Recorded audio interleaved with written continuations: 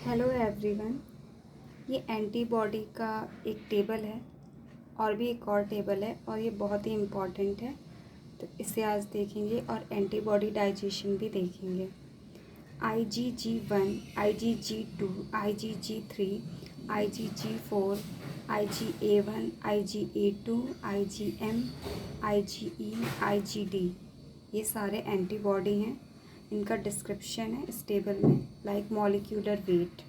IgG1 का है 1,50,000, IgG2 का है 1,50,000, IgG3 का 1,50,000, IgG4 का 1,50,000, IgA1 का 1,50,000, IgA2 का 1,50,000, IgM का 9 lakhs, IgE का 1,90,000, IgD का 1,50,000।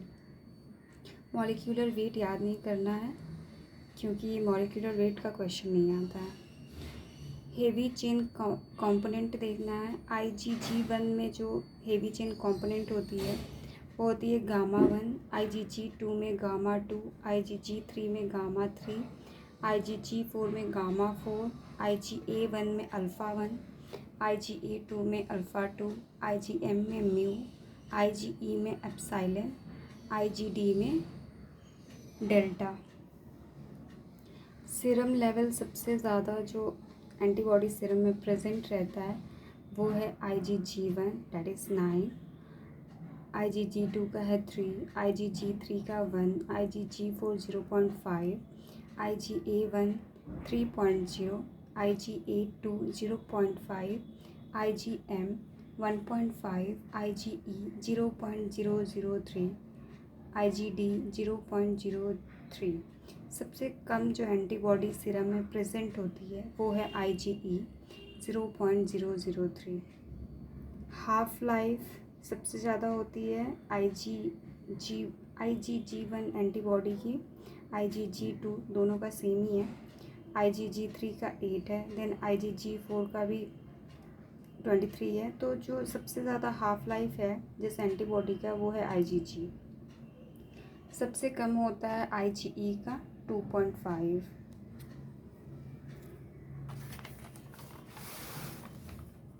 देन एक कॉम्प्लीमेंट पाथवे IgG1 भी शो करता है, IgG2 भी, IgG3 भी और IgM भी। Crosses placenta IgG1, IgG2, IgG3 and IgG4, mainly IgG। और है कि इमेच्योर बी सेल्स पे कौन सा एंटीबॉडी प्रेजेंट रहता है, तो वो है IgM एंड IgD, बाकी के प्रेजेंट नहीं रहते हैं। और फैगोसाइटोसिस के रिसेप्टर से कौन सा बाइंड रहता है एंटीबॉडी, वो है IgG1, IgG2, IgG3, IgG4, IgA1, IgA2, IgM। बाकी IgE, IgD जो है ये फैगोसाइटोसिस नहीं कराते हैं, तो इस तरीके से भी याद कर सकते हैं क्योंकि दो ही जो हैं वो नहीं कराते हैं फैगोसाइटोसिस, वो है IgE antibody and IgD antibody.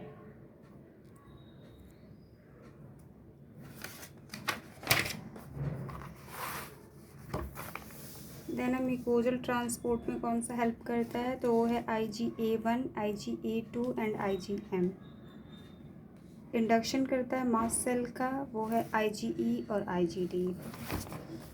एक और ये टेबल है एंटीबॉडी की, IgG, IgM, IgA, IgD, IgE।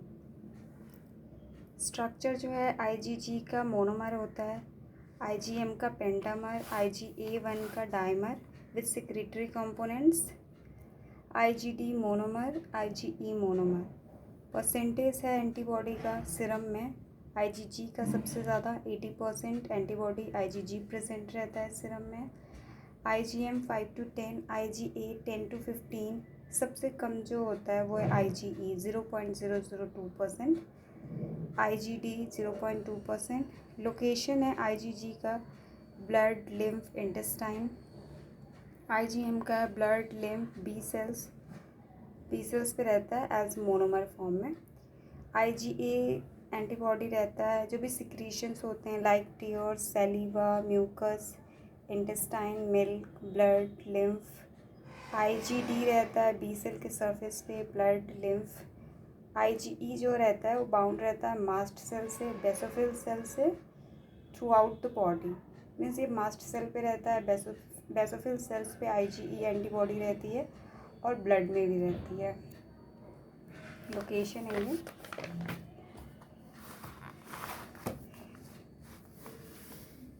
Then है molecular weight.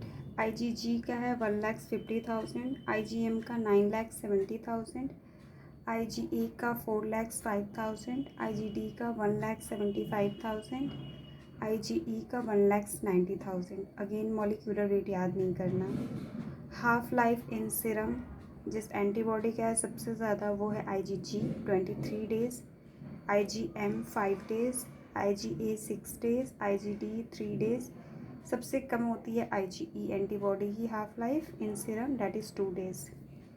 Complement fixation IgG कराता है और IgM कराता है, बाकी के एंटीबॉडीज़ नहीं कराते हैं। प्लेसेंटल ट्रांसफ़र IgG कराता है सिर्फ, बाकी के एंटीबॉडी नहीं कराते। इनके कुछ नोन फंक्शंस हैं, लाइक IgG जो है वो फैगोसाइटोसिस को इन्हेंस करता है, न्यूट्रलाइज करता है टॉक्सिन्स को, वायरसेस को, और प्रोटेक्ट करता है फीटस को और न्यूबॉर्न को। IgM जो है ये मेनली इफ़ेक्टिव है अगेंस्ट माइक्रो ऑर्गेनिज्म और एग्लूटिनेटिंग एंटीजेंस से। फर्स्ट एंटीबॉडी जो हमारे बॉडी में प्रोड्यूस्ड होती है जब कोई भी इन्फेक्शन होता है तो वो होता है IgM एंटीबॉडी। IgA ये लोकलाइज्ड रहता है म्यूकोजल सर्फेसेस पे और प्रोटेक्ट करता है म्यूकोजल सर्फेसेस को। IgD जो होता है इसका सीरम का फंक्शन तो अभी पता नहीं है, लेकिन ये प्रेजेंट रहता है बी सेल्स पे और इनिशिएट करता है इम्यून रिस्पॉन्स को। IgE जो है एलर्जिक रिएक्शंस में हेल्प करता है और लाइसिस कराता है पैरासिटिक वॉर्म्स का। ये फंक्शंस भी याद करने हैं, पता होने चाहिए। देन है एंटीबॉडी डाइजेशन। जब बीटा मरकैप्टो इथेनॉल डालते हैं तो ये है एंटीबॉडी, इसके 4 चेन्स हैं। तो ये जब बीटा मरकैप्टो इथेनॉल डालते हैं तो डाइसल्फाइड बॉन्ड ब्रेक हो जाता है, चारों बॉन्ड्स अलग अलग हो जाते हैं ब्रेक होके। ये है antibody digestion by beta mercapto ethanol. पेपेन से जब ट्रीट करते हैं, डाइजेशन करते हैं, तो जो एंटीजन बाइंडिंग रीजन है वो दोनों 2 जगह ब्रेक हो जाती हैं और जो कांस्टेंट रीजन है उसका फ्रैगमेंट एक जगह ब्रेक हो जाता है। मतलब जो पेपेन है वो एंटीबॉडी को 3 फ्रैगमेंट्स में ब्रेक कर देता है। एंटीजन बाइंडिंग का 2 फ्रैगमेंट किया, ब्रेक किया अलग अलग, देन कांस्टेंट रीजन का जो फ्रैगमेंट है उसको एक जगह ब्रेक किया, तो ये 3 फ्रैगमेंट्स में ब्रेक करता है पेपेन। ऐसे डाइजेस्ट करता है एंटीबॉडी को। देन पेप्सिन जो है ये 2 फ्रैगमेंट्स में ब्रेक करता है पेपेन से जब डाइजेस्ट करते हैं, तो एंटीजन बाइंडिंग फ्रैगमेंट्स को दोनों को एक जगह रखता है और कांस्टेंट रीजन का जो फ्रैगमेंट्स है उसको एक जगह, तो ये 2 पार्ट्स में ब्रेक करता है एंटीबॉडी को। तो ऐसे होती है एंटीबॉडी डाइजेशन। Thank you.